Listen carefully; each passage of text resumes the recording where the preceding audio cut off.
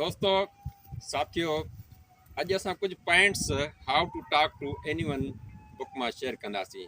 जी में number 1 point है the floating smile. जी जो मक़सद है तो दोस्तन सां तव्हां जी टाइम ते मिलो तो तव्हांजे फेस ते स्माइल होजे, पर पहिरियां जेके 1-2 सेकंड आहिनि उन टाइम ते स्माइल न होजे, उन खां बाद में जेको सो उहा स्माइल ज़ाहिर थिए।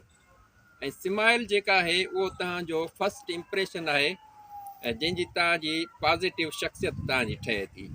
ही उहे पॉइंट्स आहिनि जेके तव्हांखे कम्युनिकेशन स्किल्स में मदद कंदियूं। हूअं बि जेको मुस्कुराईंदड़ चहिरो हूंदो आहे उहो सभिनी खे सुठो सुहिणो ऐं बहितर लॻंदो आहे। Number 2 latest news. जंहिंजो मक़सदु आहे त तव्हां जेकॾहिं कंहिं बि महफ़िल में वञो था या कंहिं बि गॾिजाणी में वञो था तो उते तव्हां माण्हुनि सां कम्युनिकेशन करण जे लाइ तव्हां का अहिड़ी न्यूज़ खणी वञो या अहिड़ी का ख़बर खणी वञो जेका लेटेस्ट न्यूज़ हुजे, जंहिं में माण्हू इंट्रस्ट वठनि। उन सां तव्हां माण्हुनि सां जल्दी कनेक्ट थींदो ऐं माण्हू तव्हां में इंट्रस्ट वठंदा।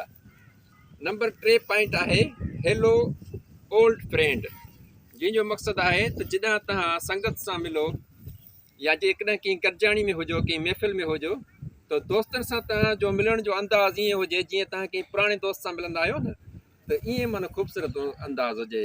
जीअं मिसाल हलो अब्बास अली कहिड़ो हाल आहे, त अॻे माण्हू खे ईअं माना महसूसु थींदो त हीउ तव्हांजो ॼण पुराणो दोस्त आहे ऐं हुनखे बि ईज़ी महसूसु थींदो ऐं तव्हांखे बि आसानी थींदी।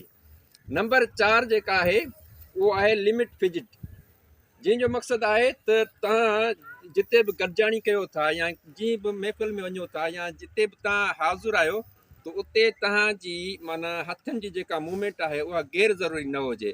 जीअं मिसाल माण्हू हरू भरू कॉलर खे वेही ठाहे या ॾाढ़ी खे हथु हणे या वारनि खे हथु हणे या अखियुनि जी जेका आई कॉन्टेक्ट आहे उहा गैर ज़रूरी हुजे, जंहिंसां तव्हांजो कॉन्फिडेंस लो ज़ाहिर थींदो ऐं तव्हांजी शख़्सियत में हिकिड़ी बोरियत ज़ाहिर थींदी।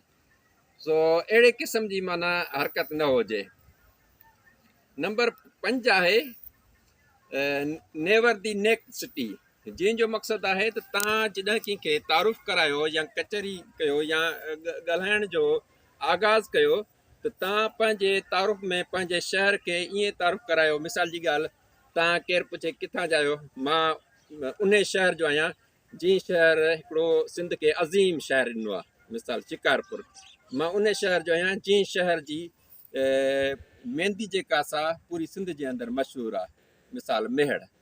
त अहिड़े क़िस्म जो जेको तारुफ़ आहे उहो वधीक बहितर लॻे थो आम ऐं सादे जवाब खां। नंबर 6 आहे मैच द मूड।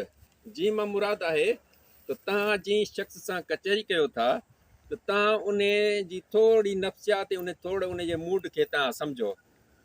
ठीकु आहे न। मिसाल जी ॻाल्हि, हिकिड़ो शख़्स आहे उन ताज़ी नौकिरी विञाई आहे ऐं तव्हांखे उन सां मिसाल की अहिड़े क़िस्म जी का बि जोक अहिड़े क़िस्म जी कम्युनिकेशन न करणु घुरिजे जो उहो माण्हू तव्हां खां परे थी वञे ऐं उनखे का तकलीफ़ हुजे। ठीकु आहे दोस्तो, वॾी महिरबानी, थैंक यू।